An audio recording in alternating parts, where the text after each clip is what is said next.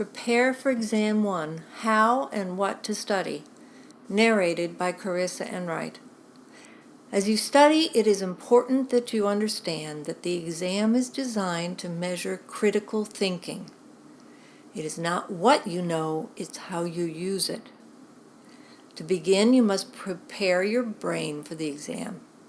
Critical thinking takes a lot of energy. This means you need to eat a colorful mix of fruits and vegetables. Exercise is also important to brain health. You don't have to jog, but you must find ways to increase your exercise even if it means taking the stairs instead of the elevator. And above all, you must sleep. Sleep is restorative. To refresh your body and fight fatigue, you need the deep levels of sleep. As you can see on this hypnogram, the first 4 hours is dedicated to this deep rest. And many students tell me they average less than 6 hours each night. But to learn, you need more sleep than that. The purpose of REM sleep is to process your thoughts and to place short-term memories into long-term memory. Notice that the longer you stay asleep, the more REM sleep you get. Without REM sleep, you are left with short-term memory, which can store only 7 items at a time. As soon as you try to remember an 8th item, one of those earlier memories falls out. Simply, sleep is vital to long-term memory. Now let me talk about how to use your study time wisely. Read the assigned chapters in your text, but not everything. It's helpful to learn how to speed read. One speed reading method that works is to read the first and last sentence of each paragraph. If you understand both sentences, you can skip reading the rest of the paragraph. Textbooks always put important information into boxes and tables. You want to read and study those. Read the nursing care plans, but don't study them. They serve as examples that can help you learn how to format your own care plans. And the summary for each chapter is very helpful. I recommend that you read the summary before you go to class to give you an idea of what will be discussed in lecture. Studying lecture content is about expanding your understanding. Is it worth the time to listen to a recorded lecture? Obviously, this depends on the lecture. Some lectures are so packed with information that you'll need to listen more than once, but it takes a lot of time that you may not have, so be selective.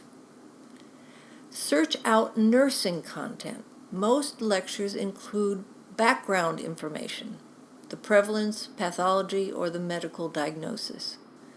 That information is not what is important. You are tested on the nursing implications. Studying the PowerPoints is also dependent on the lecture. Some presentations have more words than others. If the lecturer packed a lot of words on the slides, that is an indication that those words are probably important. And, again, look for nursing content rather than the non-nursing facts. Students always want to know if it's worth their time to study practice questions. The simple answer is yes. Without endorsing any particular publication, any NCLEX prep with mental health questions can help you get used to responding to these test questions. Be aware that questions on the exam will be at a higher level than those in an NCLEX book. The reason is simple. NCLEX is about the minimally safe nurse. Getting all the NCLEX questions correct will give you a C in this course.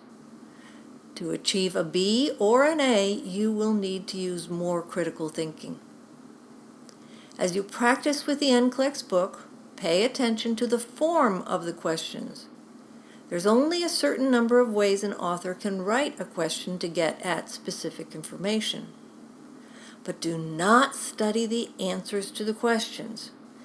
It is a common mistake for students to think that a question on the exam is the same as one from a book. The question might be similar, but instructors know that you have access to these public sources, and we alter something in the STEM or answers to increase the level of discrimination. Instead of the answers, pay more attention to the rationales section of the book. This is where you learn the most. Also, using the NCLEX prep book to ask each other test questions is probably the best use of group study time. I suggest that all of you find some friends to ask each other questions out of an NCLEX book as you prepare for the exam. Then there's the question of when to study. Research has shown that 1 hour of study in daylight is more productive than 2 hours after dark. I know you all have busy lives and that many of you stay up late at night to study. You are much better off if you go to bed at an earlier hour and wake up early in the AM to study when you are rested. And don't wait until the weekend before the exam to start studying. The best way to store information for the long term is to study each day so you can sleep on it. And remember that your grade is not determined by how many hours you spend studying. Your health and mental fitness are much more important to your grade.